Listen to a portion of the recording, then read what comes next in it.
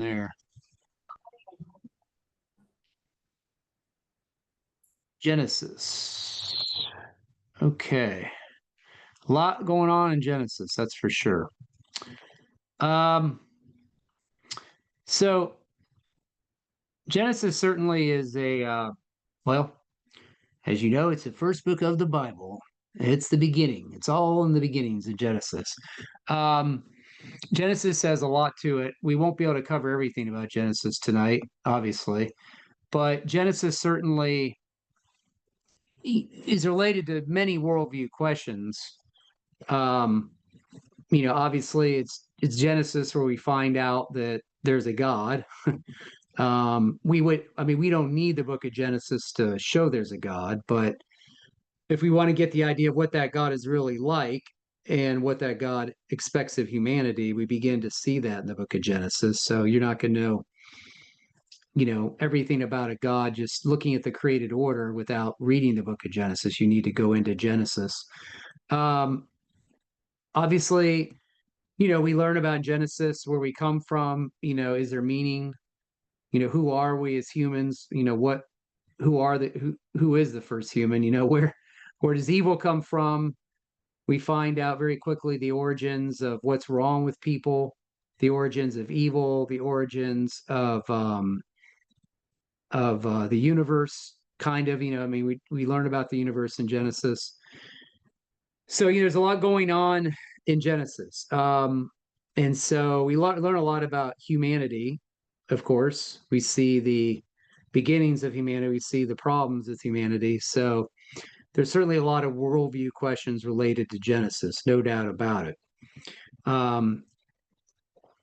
I do recommend some reading because I think Genesis is an incredibly important book. So you can read some of these books. There's all kinds of books on Genesis. Of course, there's commentaries on Genesis, but there's also some books you can get that have apologetic issues with Genesis in them as well. Now, there's obviously always been a lot of debate, of course, whether Genesis is recording history. There's no doubt that in Genesis we read things that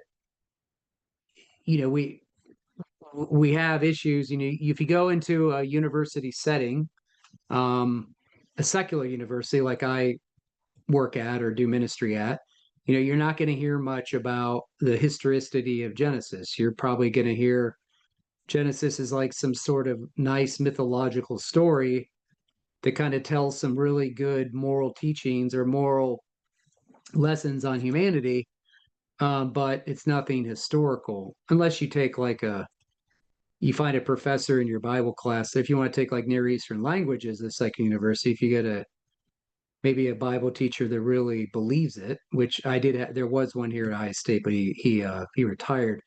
But there's just been all kinds of debates over Genesis, no doubt about it. People trying to figure it out.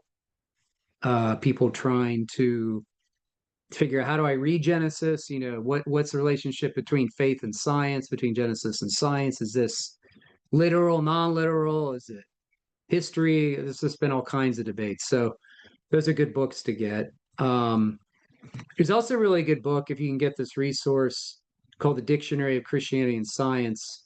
There's all kinds of essays in there on topics such as things related to Genesis, a whole bunch of other issues, but plenty of issues in there. So that's a really good resource, if you can get that book. Now, as we know, the beginning of Genesis, it's a narrative of beginnings. Bereshit. We talk about, in the beginning, starts the book of Genesis. So as I said, it chronicles the origin of the universe, our first human parents, the rebellion of our first human parents, and of course, the issues of human nature. Also, we see the beginning of the history of Israel. Abraham is the first person that's circumcised. He becomes the beginning of the Jewish nation. And we know that from Genesis 12 on, we start reading about Israel, or the formation of Israel through Abraham.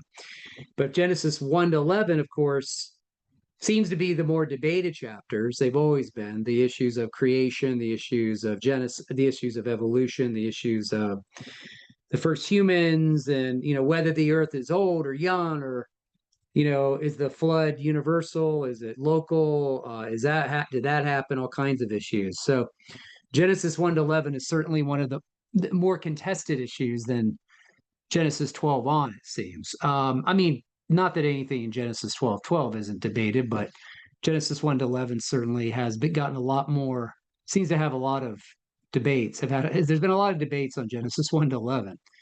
Now, traditionally, in both Jewish and Christian tradition, Moses is the author of Genesis. As a matter of fact, he's the author of the Pentateuch, the Torah. The traditional view is that Moses wrote the Torah, the Pentateuch, during the wilderness wanderings of the Jewish people when they left Egypt, when they left their slavery before they entered the Promised Land. We know that Joshua mentions, Joshua building an altar is written in the book of the law of Moses. That's a reference to the Pentateuch.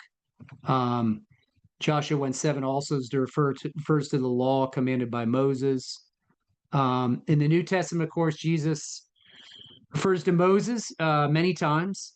I'm sorry, I'm trying to see this bottom part. And we know that he quotes Deuteronomy and he relates that to Moses. We know that, the Bible seems to support that Moses is the traditional author, the Bible itself. Now, if you go into a secular university like Ohio State or elsewhere, and you take a class on the Pentateuch or the Torah, remember that's the first 5 books of the Bible, right? But you probably hear what's called the JEPD hypothesis. This is the most common, kind of skeptical or non-conservative view, of the authorship of Genesis and the rest of the Torah. And in this view, this JEPT hypothesis, this says that the first 5 books, the Torah, was not entirely written by Moses, but different authors or different compilers after Moses. Now, it is true that after Moses dies, obviously he's not going to, of course, the Torah records his death, and it seems like there's some recording of events after he dies, and that can't be by Moses. It's probably by Joshua. So there's some things that Moses couldn't record about his own life. So it had to be someone that came in after Moses. But when it comes to JEPD hypothesis, basically that view it's a theory that it's based on the different names of God, because there are different names for God, of course, in the Pentateuch with different linguistic style. When you have like Elohim and of course Yahweh. But the letters of JEPD theory, they kind of go by Yahwist, who uses Jehovah for God's name, the Elohist, who uses Elohim, and then the Deuteronomist, and then of course the priestly author of Leviticus. So they attribute like a priestly author Leviticus, an author Deuteronomy, and then a Yahwist or who uses Jehovah, and then an Elohist, who uses Elohist. I'm sorry, who uses the name Elohim. So it just says that because there's different they say it was the Torah is most likely compiled by Ezra, like in the 4th century, way later on. Now, there's no evidence for. I mean, no JEPD document has ever been discovered, of course. There isn't anything. You're not going to find that anywhere. So this is all kind of like a theory. And, all you have to do is ask, if you say why there are different names for God in the book supposedly written by a single author like Moses, obviously Moses uses God's different names to make a point. I mean, obviously it's no big deal. He uses different names for God. I mean, if Moses in Genesis chapter 1, God is Elohim, the mighty creator God. Of course, in Genesis chapter 2, God is Yahweh, the personal God who creates and relates to humanity. So it's really not a huge deal, but this is just a theory. You find this in critical, biblical criticism or different secular departments on college universities. But I mean, there's not a ton of proof for it. It's just something it's another theory that instead of the traditional view that Moses is the author. But we know that we take probably Jesus's authority over that because Jesus refers to Moses while discussing the Torah. We know that he says, didn't Moses say? Doesn't it say, "I am the God of the living and the dead"? You know, so Jesus quotes Moses several times. And of course, in Acts 3:22, Peter quotes Deuteronomy and attributes that passage to Moses. In Romans 10:5, Paul cites Moses as the author of Leviticus. So anyway, um, now when someone says to you, um, whether people ask me, just happened today, people ask me if I believe in evolution on campus. Happens all the time, not all the time, sometimes, and I'm like as far as like in contrast to what? Being a creationist? Is that what you mean? Um, because you think about when you say, "Are you a creationist?" You're basically saying, it's like asking, "Are the opposite is, are you a naturalist or a materialist?" If you don't believe there's a God and you believe the natural world is all there is, and you believe or you believe the material world is all there is, there's nothing outside of it. There's nothing that brought into existence, and yeah, you would not be a creationist. But I always say to people, yeah, I'm a creationist because I don't believe that nature came into existence by itself and then nature just created everything on its own. And nature just has this creative capacity to anticipate the kind of universe we need and the kind of planet we need, and how a reproductive system that nature by itself can, somehow just create the conditions so that life can get going, and then obviously just does everything on its own. It's ridiculous. So sometimes I'll just say, is this what you mean? I've talked about this before. Is this what you mean, that am I a creationist? I mean, are you asking me if I believe this? The answer is no, I don't. I do not believe that there's good evidence that the universe was produced by a mindless, non-conscious, non-moral process. I don't believe that human beings were produced by an undirected values process. I don't believe that life somehow emerged from non-living matter.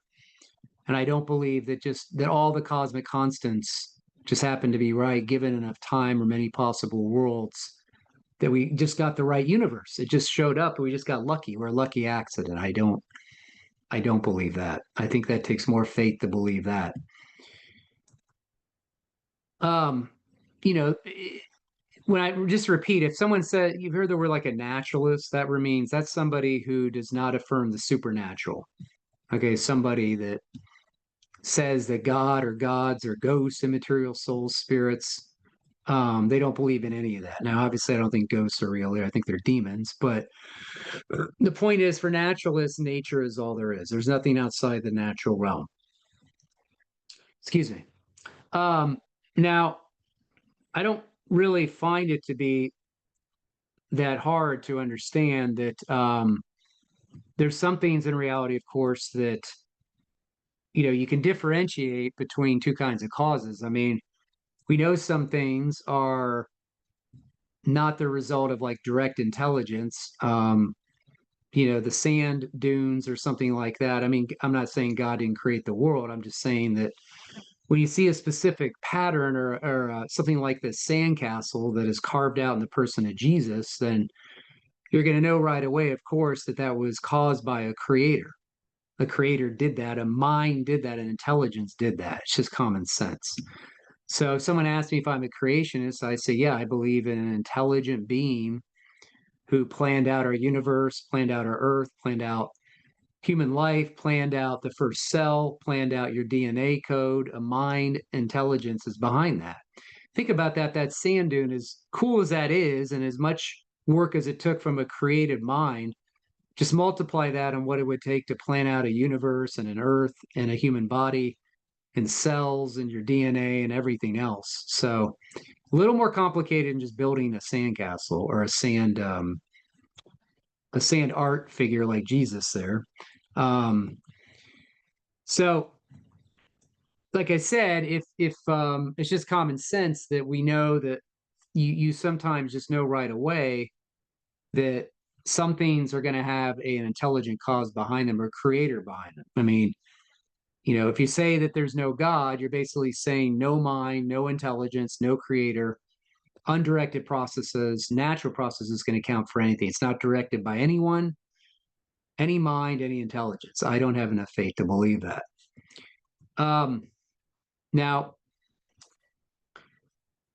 when you think about evolution, when somebody brings it up, you always want to define what they mean. Of course, you talk about biological evolution. That's what they learn mostly in college, an evolution of organisms from a common ancestor. Um, Biochemical evolution, like how we get life, that's the first life. They haven't figured that out, how to, we haven't figured out the origin of life. Chemists or, the scientists haven't figured that out, how that happened. Though they keep trying, but we know that life comes from non-life. So for them to show that inorganic matter could just somehow lead to life is a big stretch. And then if you think of like cosmic evolution, that has to do with like the universe and the stars and everything. So when someone brings up evolution, you just have to kind of ask them what they mean by that. Um, Now, remember, before you even get to biological evolution, you've got to have a perfect universe, a universe that allows life on Earth. It has to be a life prohibiting universe. You've got to have just a universe that allows life. Our universe could have turned out where it didn't even allow life, but we did get that kind of universe that it did allow life. You also have to have the right Earth. You've got to have a Earth with the conditions set up to allow life to get started. And then you've got to show, like I said, how the origin of life happened, how we got life from lifeless matter. They haven't been able to figure that out, and they probably won't. Of course, they won't. So the point is that before you even get to biological evolution, you've got those three steps have to be in place. Okay. Now, when you're talking about just real quick, when you talk about evolution, like I said, just remember when someone says to you, if they've ever been in this, what do you believe about evolution? Do you believe in evolution? I always say, like, what do you mean by that? Um, are you saying like definition number one here, definition number two, definition number three, definition number four? Those things. Number three is obviously number one and two are not really that debatable. That's not really a big issue. Number three and four are certainly ones that are still being debated. Those two are going to be problematic. The number three and four are going to be problematic as far as from an evidential standpoint. Of course, what Christians believe, we don't believe that while God built natural selection into the creation, natural selection does take place, and random mutations do happen, but they can't account for everything, and they don't create any new life body plans or different species or anything. And to say it happens without any guidance or design is ridiculous. And then as far as universal common descent, that we descend from a single common ancestor is still debatable too, of course. Now in a secular university, they're going to say, no, it's not, but they don't read a lot of literature outside of what they learn in a classroom. Now, this is obviously the one that we certainly can't agree with for sure. Like no professing Christian can believe that what we call a blind watchmaker thesis. We can't believe that all organisms descend from common ancestors solely through unguided and unintelligent, purposeless material processes such as natural selection acting on random variations and mutations. And that kind of just explains everything. There's no need for God. We can't believe that one. That's just, the evidence just isn't there. Now, it is true that when people say creationism or creationists, they sometimes think of like Answers in Genesis. That's a ministry that's been around a long time, and Ken Ham is the founder of that. Certainly, you can go watch any of his videos. He's all over the place. You have the Creation Museum, like in Kentucky. Some of you may have been to it. And the Ark is there as well. I've been to the Creation Museum. I haven't seen the Ark. I went to the Creation Museum like years ago. Many years ago, but I like to see the Ark. But I found some of it to be kind of so-so. some of it was stronger than other parts, but it was a long time ago. They may have updated some stuff. Um, this is a great book if you want to get mapping the origins debate. Talks about all the different creation models. If you want to just see all the different viewpoints. But there's always been a lot of different models out there as far as the creation, different creation models, like how we take the biblical data and then also take the scientific data and how we work those things out, how we integrate them, and what's the evidence in the science and what's the evidence from reading the Bible. There's always been different debates. There's been different viewpoints. There's always been young Earth creationists. There's old Earth creationists. There's day-age creationism, gap creationism. There's Christians out there, theistic evolutionists. Or evolutionary creationists. They believe God used evolution as a mechanism. These are all debates that are out there. There's all kind of literature on all these things, but at the end of the day, I think the most important thing when you're talking to people is just to get them to believe God created. If they don't believe there's a God, you've got to get them to the fact that He created. There is a God and He created. The age of the earth and all these other issues are secondary issues. But there's been enough books written by these guys at different models. There's old Earth creationists like Hugh Ross. He has the book More Than a Theory. Also, he has that website. His website is Reasons to Believe. You can go there and look at their website. So old Earth creationists, young Earth creationists certainly disagree about how to interpret the days in Genesis and whether the earth is old or young. There's all kinds of debates online you can watch between old Earth creationists and young Earth creationists. I don't really watch them because I just don't care that much. I'm more interested that there's a God who created than trying to figure out how many, are the days long, or are they, how old's the earth, things like that. It's interesting, but it's not something I don't spend a ton of time on. I've read about it certainly, but it's not something that I'm overly worried about. And also, let me mention that Christians obviously shouldn't divide over the age of the earth. It's not something to break fellowship over. That's a good book that talks about that. But some Christians have always made that the most important issue. I call it a secondary issue. But there's debates about it still going on. If you want to read critiques of like theistic evolution or the website that supports that, BioLogos, you can go to their website and see, but there's all kinds of books critiquing Christians that try to integrate evolution and the Bible together. There's a lot of debate about that ongoing to this day. So anyway, now, what's the purpose of Genesis 1 to 11? Of course, don't forget to read Genesis 12 to 50, as you don't. I'm sure you don't. But first of all, we know that one of the main purposes is that one of the main reasons, or there's many there's a lot of different reasons. We could say is that what the purpose of Genesis 1 to 11 is. But one of them is certainly to show us they were created in God's image. Now, of course, image and likeness are kind of synonymous with each other, but that basically means we resemble God, but we're not an exact representation. But we do have features that resemble God. Now, there's always been debate, what that means, as I'll show you in a minute. But we know that God repeats they were created in His image after Genesis 1, 26 to 27. He says it in Genesis 5, and then He says it in Genesis 9. About whoever sheds blood of a human, sheds innocent blood. That's a very serious issue, right? So remember that, even after we're created in God's image and we fall, and the sin of the fall happens of man, remember that you don't want to say that after reading the creation account that's only, when you read about God created His image and then He mentions Adam and Eve, that's only referring to Adam and Eve. That can't be right.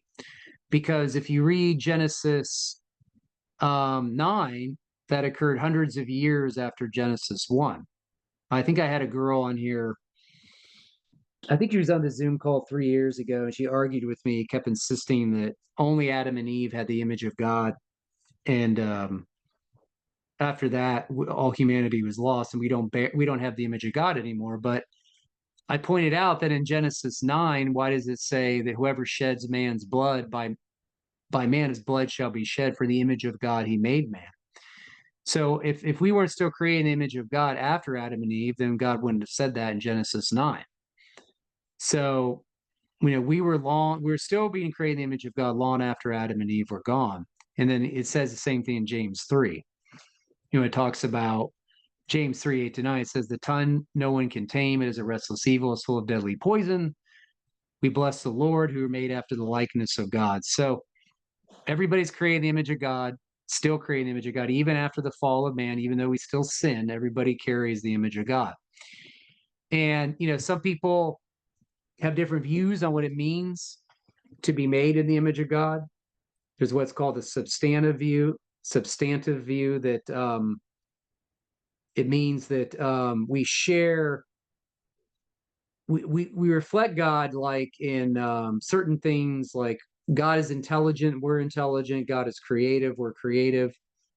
We share in the nature of God. We have spiritual understanding, we have wisdom, love, justice, compassion, those things. So that's what it means to be made in the image of God, that we share imperfectly, we share in the nature of God. And so when we look at humans, we see these features. It shows we're creating God's image. Humans are incredibly creative, they're intelligent. I mean, they don't always use their intelligence, but we have love, justice, mercy, things like that. We show those things towards other people. We have a moral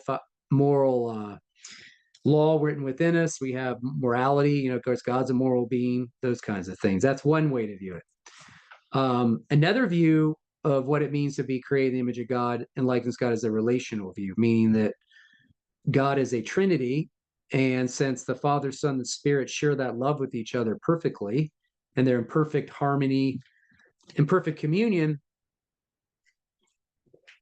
what that means is that they decided to share that with humanity. And so when God created us, we just reflect the relational view of the Trinity. And we crave relationships, we crave community, we flourish in community. And so that's a reflection of being created in the image of God, and that God is a triune being. Another view is called the rulership view. This is the view that when God made us in his image, he gave us a task, which is to rule and subdue the earth. Okay, we're called to rule, not like physically, like take over, but to have dominion or rule means that we're like a mediator king, meaning that we're like kingly representatives of God. Not that we physically take over anything, but we have this task, okay, to have dominion over the earth and rule. That's a very common ancient Near Eastern view, but that's a very common view in theological circles. So my personal opinion is they all three have good points. I don't think you have to pick one over the other. Now, definitely one of the main purposes of Genesis 11 is that when Moses is coming out of the, like I said back there previously, that they're coming out of the Egypt, that Moses is showing those Israelites, the Jewish people coming out of Egypt, that there's only one God. Of course, we're familiar with a lot of Egyptian gods, a lot of polytheistic deities, and Moses is showing, no, there's one God, it's Yahweh. He has no competition from any other gods, right? And, Israel's God, the God of Abraham, Isaac, and Jacob, is not a tribal God. He is the Lord of heaven and earth. So certainly it's a polemic. It's written to show that all the other gods are not true gods. I mean, remember we talked about that one time. There are other views that there's gods, Elohim, right? But those aren't the one true God. Those are demonic spirits, of course. But the point is that there's only one God. And if you read Genesis 1, God is kind of like the main hero there. You see that he's the main character. Even Genesis 1, God is mentioned 32 times. God saw, God separated, God called, God made, God set, God created. God, God, God. In the beginning, God, and the Spirit of God, and God said, and God said, and God, and God, and God. It just, a lot of discussion about God in that chapter, right? Now,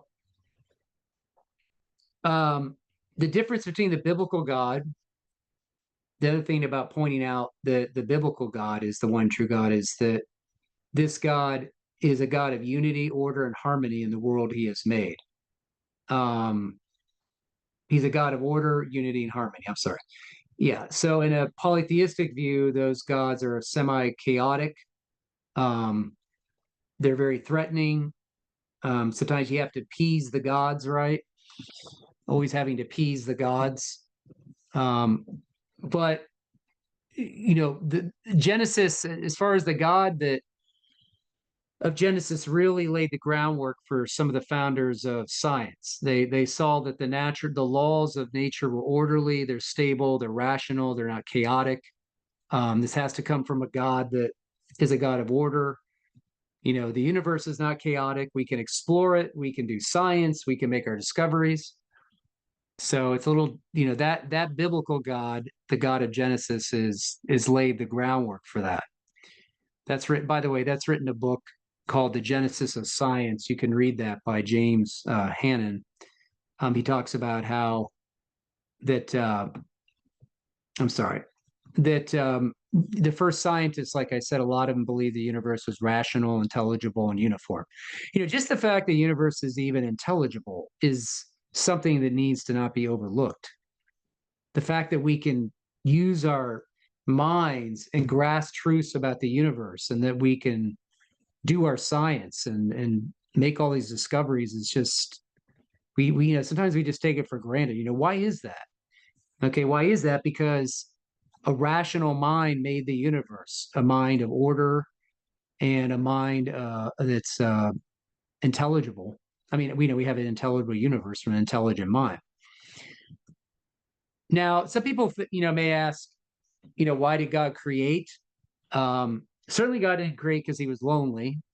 He was always a triune being. He had perfect fellowship. So creation is certainly a free act of God. God chose to create, right? Now, it is true that if you read the Bible, that creation is supposed to declare the glory of God. It does. But we're supposed to look at creation and we're supposed to see that God is communicating to us through the creation. He creates through the created world, as it says in Romans 1. So people have knowledge of God just by observing the world around them. They should be able to look at the universe, look at the earth, look at the human body, and see there's a creator behind that. Paul says it's clear as day in Romans 1. Of course, people don't always believe that.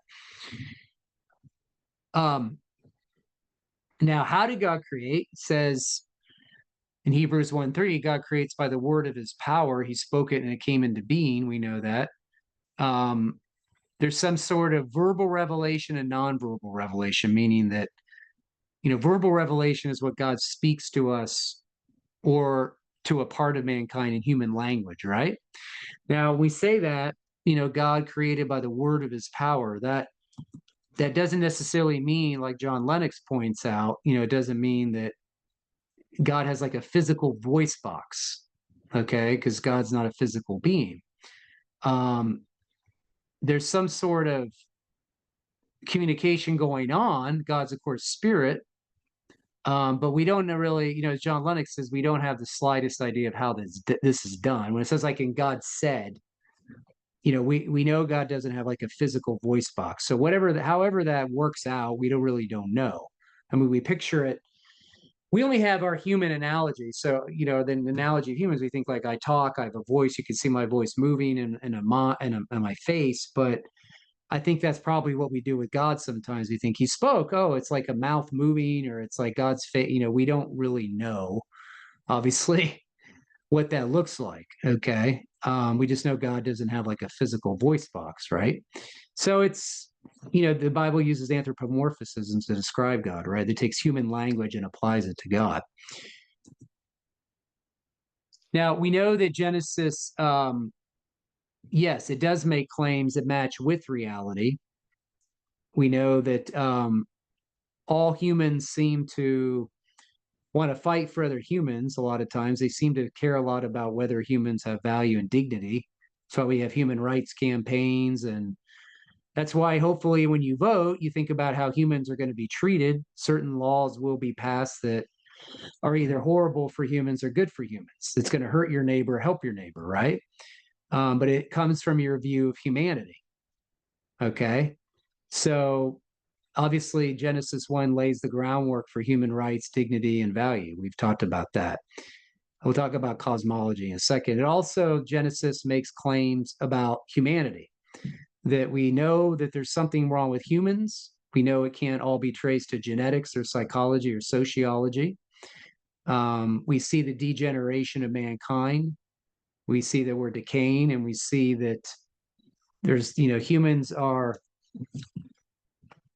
obviously able to do some really good things. But we know that, I'm sorry, let me go back here. So we know that humans can do some amazing things. Obviously we can still do moral things because we're creating God's image, but we know there's something incredibly wrong with humans. I've talked about that before. And that is empirically verifiable throughout history. Let me go back here just a second. I moved a little too far ahead here.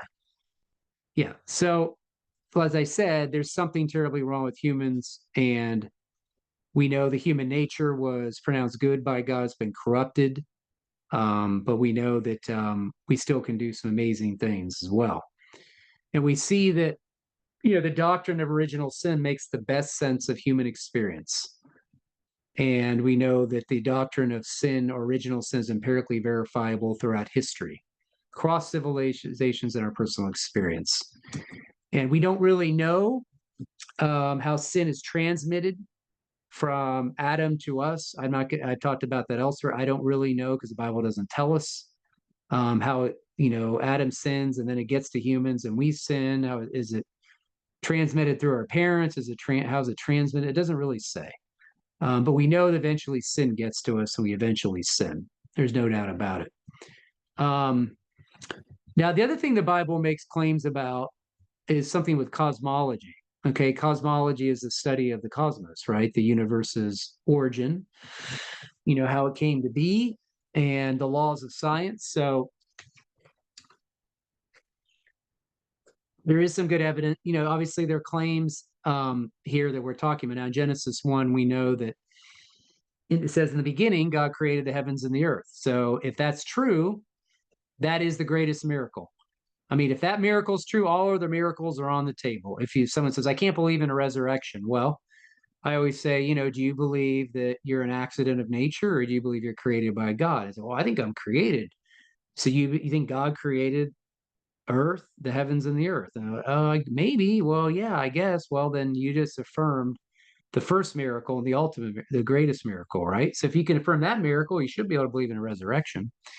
Now, what we're talking about is a time in history when, as I'll talk about in a second, a lot of cosmologists thought the universe had always existed. They thought the universe was eternal. They thought it didn't have a beginning point. They thought there was no in the beginning. They just thought the universe had always existed. Okay, well, there was no beginning point. So now we know that we have a beginning point. And so we ask, how do we go from nothing to something? Before the beginning of the universe, there was nothing, and now we have a universe. Okay, nothing to something. The universe is something. So you think about it, when you go back to nothing, that means there's nothing. There's no matter, no energy, there's no cosmic space dimensions, there's no time, there's no time, space, matter, there's nothing before that beginning point of the universe. The universe is created. So what happened was, when cosmologists began to see the universe, there was evidence that came in the universe at a beginning, they had to rethink it. But like I said, for a long time, before the theory of the Big Bang came out, philosophers and scientists were debating whether the universe had a beginning, and they argued it was infinitely old. Just thought it was eternal, like I said. And so this was kind of like an atheism's go-to point. Well, the universe has always existed. It's always been there, so it doesn't have a beginning. If there's no beginning, there's no creator, there's nothing that brought it into existence. It just exists and it's always existed and it's eternal. That's what the atheist Big Bang cosmology would say. So that shifted at a certain point in history, though, because what happened was Einstein came along. He brought up his theory of general relativity, that said time, space, and matter would have to be dependent on each other, and also that the universe had to be expanding or contracting. And so then Hubble came along with his giant telescope, and that showed the universe was expanding. And then a guy named George Lemaitre came along and said that these two things would imply a beginning, because if a universe is expanding, then at some point in the past, the universe had to start, if it's expanding, it had to have a small beginning point. Like when you go back to that picture right here, a beginning point, a very small beginning point. Okay.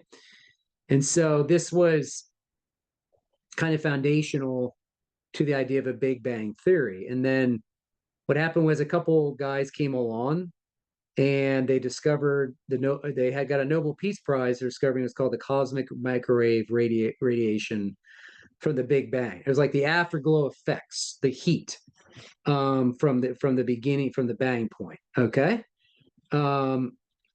So these things supported the universe must have had a beginning. Okay. So they thought the universe had always existed, and then they found this, some of this evidence began to come in. They said, oh no, it looks like there was a beginning point. It was like a Big Bang. Okay. Now, but when you say Big Bang, remember what Hugh Ross says here in his book, The Creator and the Cosmos. He's a old Earth creationist, astrophysicist. But he says the Big Bang is not a Big Bang as most lay people would comprehend the term. This expression conjures up images of bomb blasts or exploding dynamite. Such a bang would yield disorder and destruction. In truth, this bang represents an immensely powerful, yet carefully planned and controlled release of matter, energy, space, and time within the strict confines of the carefully fine-tuned physical constants and laws that govern their behavior and interactions. So that might be a little better way to think about it. Now, when that information came in about the universe having a beginning, some of the cosmologists and physicists began to rethink Genesis. Because we know in Genesis it said in the beginning God created. And so like some of the quotes here, it seems like the evidence for the beginning of the universe in cosmology matched Genesis. So that was, like I said, that's what some of them were saying right here. So that was going on. You even have, even atheist cosmologists or physicists, they agree now that the universe had a beginning. The evidence for a past eternal universe is kind of out the door now. So not a lot of debate where the universe had a beginning. They just don't agree what caused it. Now, the idea comes up, of course, the Big Bang, you're taught in high school, any Christian background, any Christian thing, the Big Bang's atheistic, it's evil and bad. That's not the way. God wouldn't use the Big Bang. Well, here's the deal. The evidence is there that came in cosmology that the universe now has a beginning. The cosmological evidence came in. Okay. I talked about some of that. So it's not necessarily, it's like I say right here, the idea itself that the universe came into existence in an instantaneous expansion is compatible with biblical creation, as long as there's a recognition the ingredients and forces of the Big Bang were created by God out of nothing. Okay. Scripture says that God created the heavens and earth, speaking into existence. We know that. It could be, as I said, the evidence for the universe having a beginning is just empirically verifiable. Okay, that doesn't go against what Genesis had always said. So, if you want to say God used that moment, back here, that picture, he brought the universe into existence, like Hugh Ross said, with a immensely powerful yet carefully planned and controlled release of matter, energy, space, and time. then that would match the scientific evidence. But we just would reject the atheistic view, that this bang happened, and everything came to existence without any God behind it. We would reject that, of course. Now, can science really say anything about the cause of the beginning of the universe? Not really, because as the definition goes, modern science, science is limited to explain the natural world by means of natural processes. It cannot use supernatural causation as explanation. Similarly, science is precluded from making statements about supernatural forces because they're outside its providence. So science won't probably ever be able to tell us what is the cause of the beginning of the universe. Obviously, it can say something about it, but I'm sorry, it can talk about the cause of the universe, but it can't say it's God. Okay, because God is kind of restricted. He's been pushed out of the scientific realm. Now, that doesn't mean God didn't create it. Of course he did. But I'm just saying that, science can keep exploring all their models to try to explain the beginning of the universe. They can keep working on it and working on it. That's fine. But, it's not like God is out of a job or anything. A lot of that's talked about in that book right there, if you get the Return of the God Hypothesis by Stephen Meyer. He has a whole history in those chapters on the beginning of the universe and the science behind it and all those things I just mentioned in greater detail. If you want, you can get that book. Now let's talk about genre. What kind of literature is genre? Or what kind of literature is Genesis? As I said, genre refers to the form, content, and tone. Like what is the book? What kind of literature is it we're reading? Like I talked about Revelation being apocalyptic literature, or Psalms is poetry. And so Genesis definitely has a genre. Now, some people say, Genesis is myth. It's like just you're reading mythology. And, it depends what you mean by myth. Do you mean, sometimes the word myth is defined as the actions of superhuman beings, like gods or superhuman heroes. Of course, myth is fiction sometimes, something is made up. Or you could say myth is the type of literature that could be written in poetic form that may use symbolic language. But yet myth can also be concerned about writing about real events. Now, some people think, I'm sorry, I have these out of order. Some people think number 5 is a possibility for Genesis. They think some of Genesis is written in poetic form. It uses symbolic language, but it's still writing about real events. Some people hold that view, not that very uncommon. Definitely don't believe in this view. Like Genesis is like reading Harry Potter or The Lord of the Rings. Oh, The Lord of the Rings are the greatest movies that ever been made, may I say, and I love them. But don't watch. I never saw much of Harry Potter. But anyway, that's not what we're talking about at Genesis. Now, when you ask, is Genesis literal? Are we taking things literally in Genesis? We know that Jesus uses all kind of metaphors. He says, I am the door, I'm the bread of life. He's using metaphors, right, to talk about a very literal thing, which is the experience of salvation, eternal life. But whenever you study the Bible, it must be interpreted historically, grammatically, and contextually. Okay, you have to understand the cultural background situation that prompted the text that's behind the text. And so you have to do that with Genesis, no doubt. We know that when you read Genesis, there's a lot of anthropomorphic language where, it talks about God breathing, God speaking, seeing, naming, separating. Those are all human characteristics, right? But God's obviously not a human. Genesis is using that language to help communicate to us.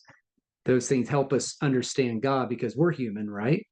But it doesn't mean they're not factual. It just means that it's using a certain kind of language to describe what God is doing.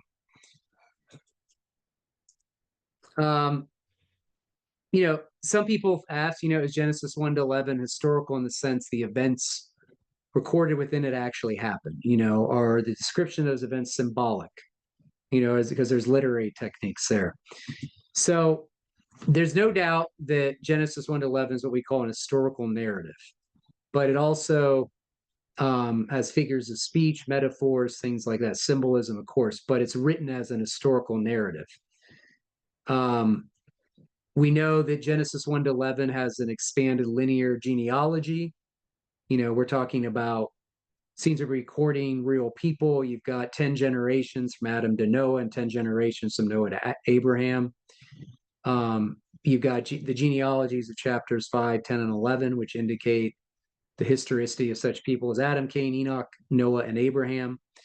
It says this is the account, or these are the generations, or this is the history of. Obviously, that's speaking of some sort of historical narrative. We know that the New Testament assumes the historicity of Adam and Eve in certain places. Genesis, of course, includes the names and descriptions of geographical locations that have been verified, real cities, real places, of course. Now, obviously, one of the things that also comes into play with Genesis is Adam, and there's a lot of debates these days over, was there a real Adam? Was there a real Adam and Eve? These books get written, these guys debate it, whether we came from a common pair. There's a great book, an interesting book by a computational biologist called The Genealogical Adam and Eve.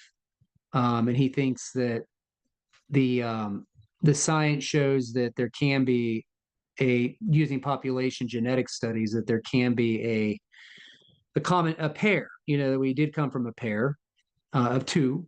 Now he talks about possibility of other humans, before Adam and Eve, or at the same time of Adam and Eve, just Adam and Eve are the first specially created humans. Now I know that the creationists balk at that and they don't like it, but anyway, you'd have to read his book to see everything he's saying there. But anyway, the traditional view of Adam and Eve, that there are two actual persons named Adam and Eve that existed suddenly as a result of God's creation, of course.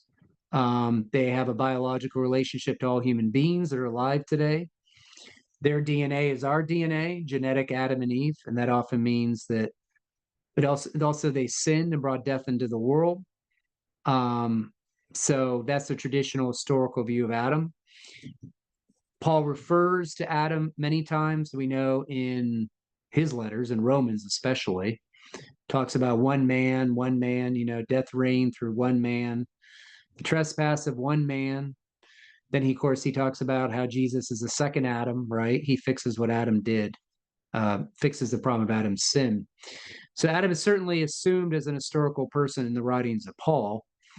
In addition to the text of Genesis and genealogies, the New Testament all over provides strong evidence that Adam and Eve are historical persons, definitely. There's all kinds of writings in the New Testament that affirm that. Now, there is an article that came out a ways back that suggested that humans may be descended from just two people, and a catastrophic event almost wiped out species 100,000 years ago. So that's kind of interesting. That came out in 2020. But let me say something about evolution again.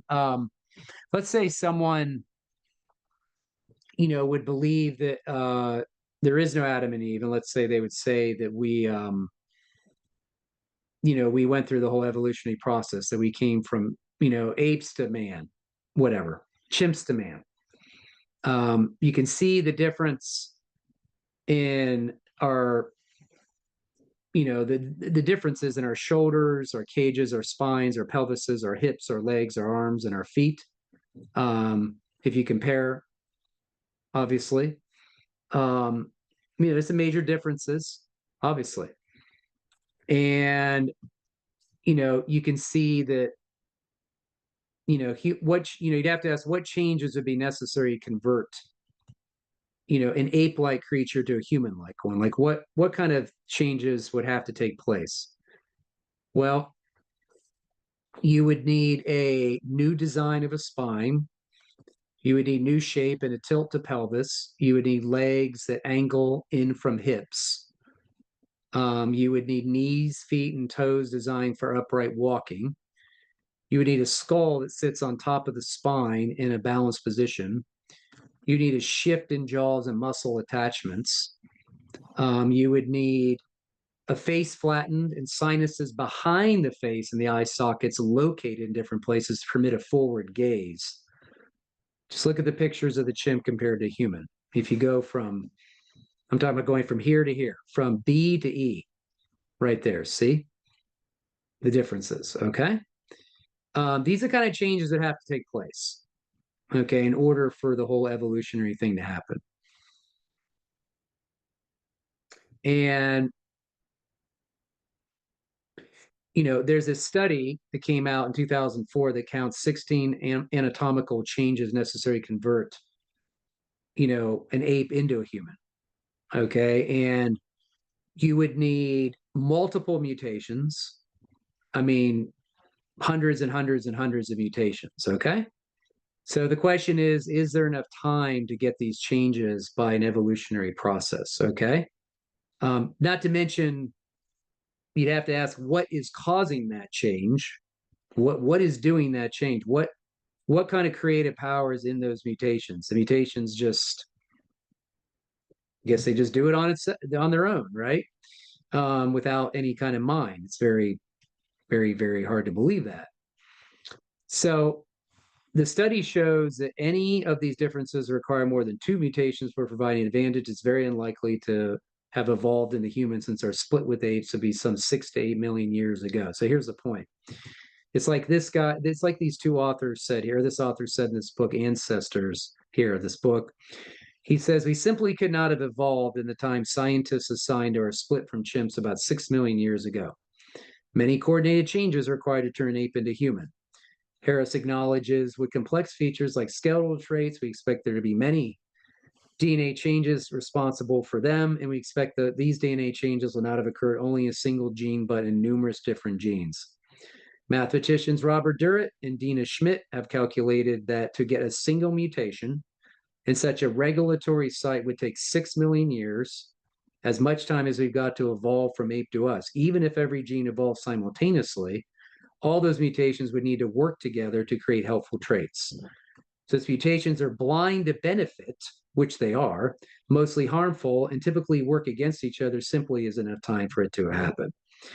So those are some interesting points about, if you think about it, what has to happen to believe that we did evolve from ape-like creatures, okay?